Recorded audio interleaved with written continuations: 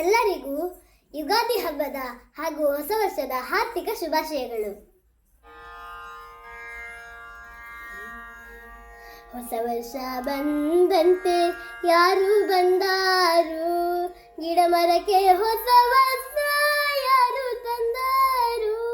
ಹೊಸ ವರ್ಷ ಬಂದಂತೆ ಯಾರು ಬಂದಾರು, ಗಿಡ ಮರಕ್ಕೆ ಹೊಸ ವಸ್ತ್ರ ಯಾರು ತಂದಾರು.